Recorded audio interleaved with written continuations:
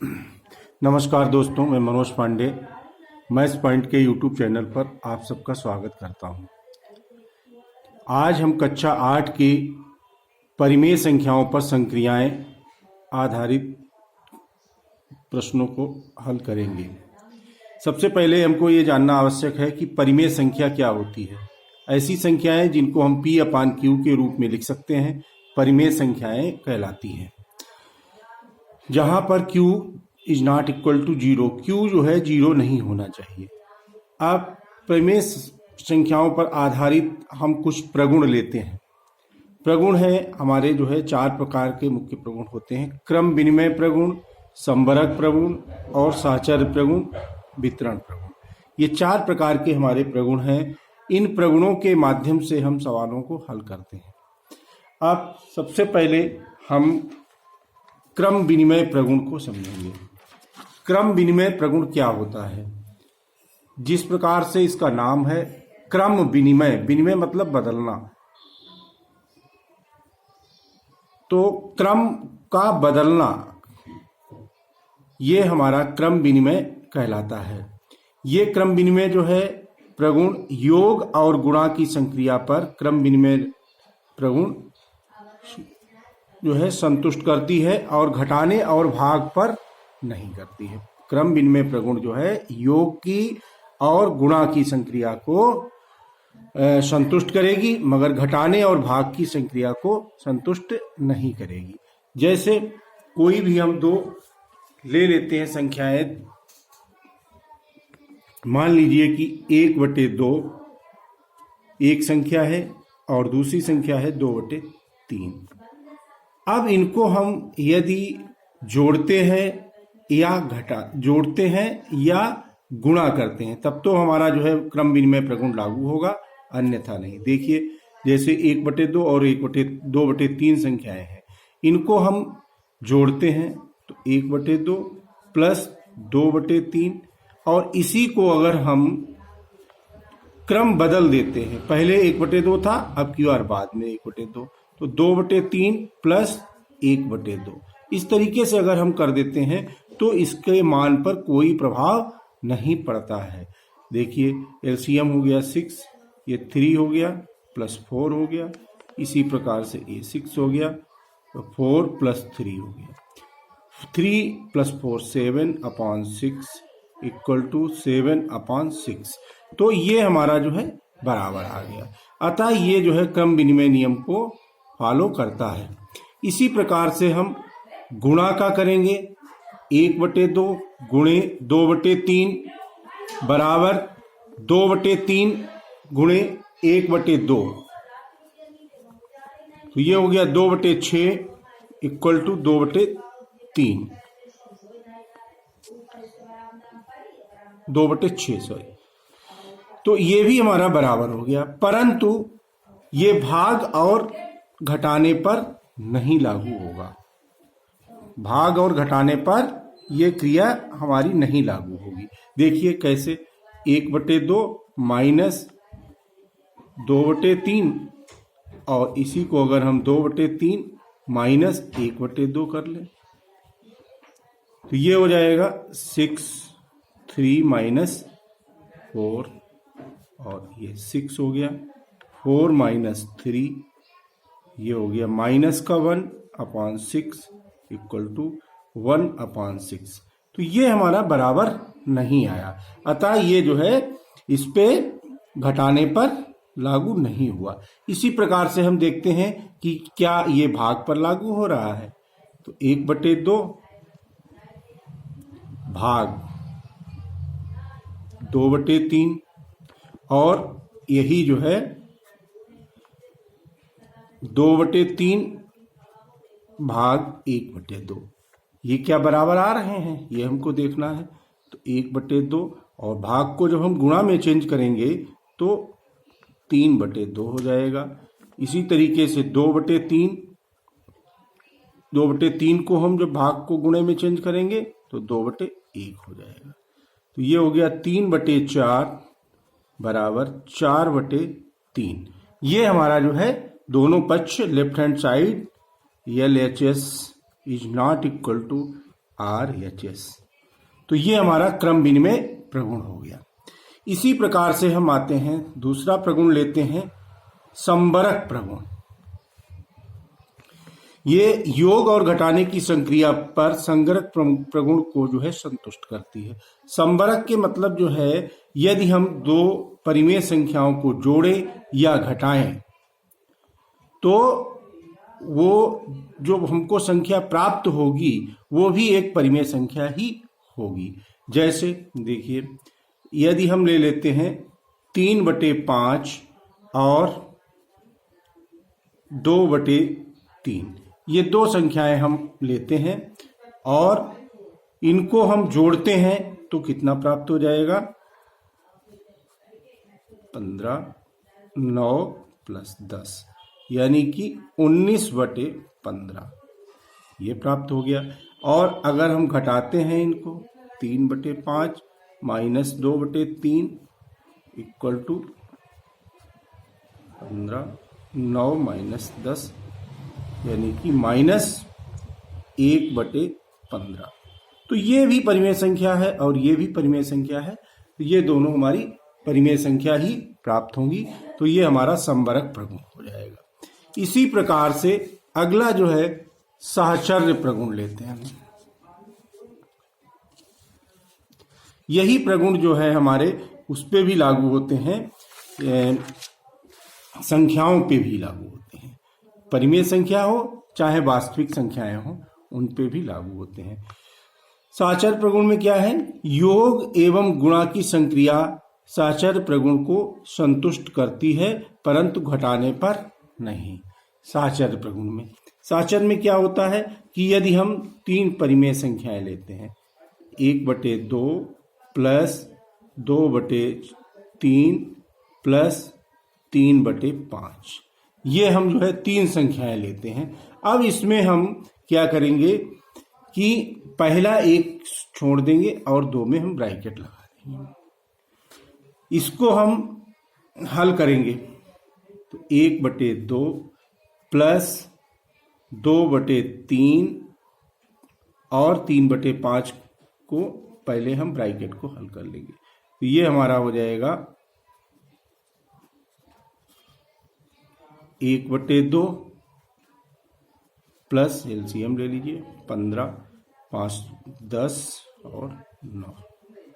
फिर हम एलसीएम ले लेंगे, 30 हो गया, ये हो गया 15 और 10 और 9 19 दूनी 38, ये हो जाएगा 53/30, ये आ गया। अब इसी को हम देखते हैं। पहले तो हम एक पहली वाली संख्या को छोड़ करके 2 में ब्रैकेट लगाया था। अब की बार हम पहली 2 संख्याओं को ले लेंगे, ब्रैकेट लगा देंगे और प्लस तीसरी संख्या ले लेंगे। तो इसको भी हमको देखना है। यदि ये बराबर आ जाते हैं तो हमारा साहचर्य प्रगुण संतुष्ट करता है। तो एलसीएम ले लीजिए 6, ये 3 + 4 हो जाएगा, प्लस 3/5 हो जाएगा। फिर इसको हम हल करेंगे 7/6 + 3/5, एलसीएम ले लीजिए 30 हो गया, 7 × 5 = 35 हो गया ये, और 3 और 6 = 18 हो गया। 18 और 35, 8 × 5 = 13, 53/30। तो ये हमारा जो है सहचर्य प्रगुण प्लस पे लागू हो गया। इसी प्रकार से हम देखेंगे क्या ये जो है माइनस पे भी लागू होता है। ठीक है, प्लस पे और गुणा पे ही लागू होता है और माइनस और भाग पे नहीं लागू होता है। फिर भी हम इसको देखते हैं कि ये माइनस पे लागू हो, किस प्रकार से माइनस पे नहीं लागू हो रहा है। देखिए 1/2 - 2/3 - 3/5, संख्याएं हमारी वही हैं। इसको भी जो है हम हल करके देखते हैं। -2/3 -3/5, तो 1/2 माइनस एलसीएम ले लीजिए 15 हो गया, 10 माइनस 9, इसी प्रकार इसको भी हल करते जाइए। 6, 3 माइनस 4 माइनस 3/5, ये 1/2 minus 1/15 equal to minus 1/6 minus 3/5, ये हो गया 15 दूनी 30, एलसीएम हो गया 15 माइनस 2 माइनस 5 माइनस 18, तो ये हो जाएगा 13/30 इक्वल टू माइनस 23/30। तो इस प्रकार हम देखते हैं कि left hand side is not equal to right hand side, यानी कि दोनों पक्ष बराबर नहीं है, यानी कि गुणा पे और योग पर ही साहचर्य प्रगुण लागू होता है, माइनस पर और भाग पर नहीं। इसको अपने आप जो है करके भी गुणा पे करके देख सकते हैं। अब बात आती है वितरण प्रगुण। वितरण प्रगुण जो है परिमेय संख्याओं में योगफल एवं गुणनफल पर लागू होता है। वितरण प्रगुण क्या होता है देखिए, वितरण प्रगुण में जो है जैसे 1/2 गुणे 2/3 प्लस 3/5, इसी को हम इस तरीके से भी लिख सकते हैं, जैसे ब्रैकेट को हम खोलते हैं तो दो भागों में टूट जाता है।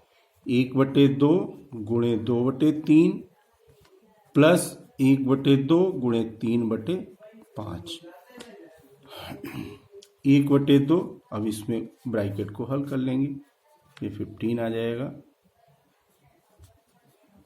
9 हो जाएगा। इसको जब हल करेंगे तो 2 और 2 कैंसिल हो जाएंगे, 1/3 प्लस 3/10, 1/2 into 19/15 इक्वल टू, इसका एलसीएम ले लेंगे 30, 10 प्लस 9, इधर आ गया 19 × 19/30 और ये हो जाएगा 19/30, यानी कि left hand side equal to right hand side. ये हमारा जो है वितरण प्रगुण हो गया। अब वितरण प्रगुण जो है परिमेय संख्याओं में योगफल पर अभी मैंने आपको बताया प्रगुण योगफल पर लागू होता है, माइनस पर ये, ठीक है।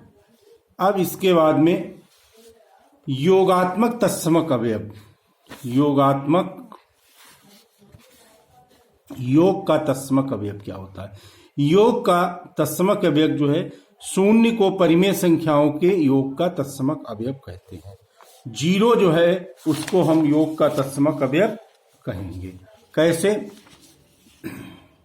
0 को योग का तत्समक अवयव कैसे कहेंगे कि जैसे कोई संख्या हम ले लेते हैं 3 में ऐसी संख्या हमको जोड़नी है कि उनका योग 0 आ जाए, तो 3 प्लस और इसमें अगर हम -3 जोड़ देते हैं तो ये हमारा 0 हो जाएगा, यानी कि 3 का योगात्मक प्रतिलोम या 3 का योगात्मक प्रतिलोम,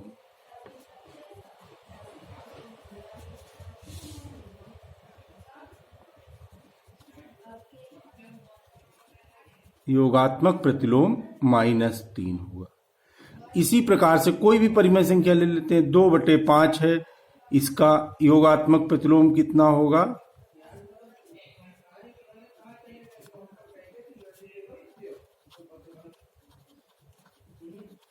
बराबर -2/5।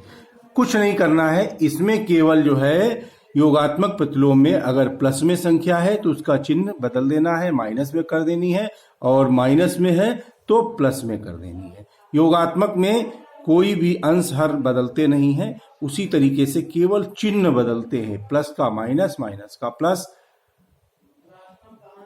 ये जो है योगात्मक प्रतिलोम। दूसरा है हमारा गुणा का तत्समक अवयव, एक को गुणा का तत्समक अवयव कहते हैं। गुणा का तत्समक अवयव एक होता है। अब एक को गुणा का तत्समक अवयव कैसे है कि यदि हम कोई संख्या ऐसी है, मान लीजिए 2 संख्या है, अब इसको हम कितने से गुणा कर दें कि ये 1 प्राप्त हो जाए, यानी कि 1/2 से अगर हम गुणा करते हैं तो 1 प्राप्त हो जाता है। तो 2 का गुणात्मक प्रतिलोम कितना होगा? 1/2। 2 का गुणात्मक प्रतिलोम जैसे 3/5 है का गुणात्मक प्रतिलोम कितना होगा?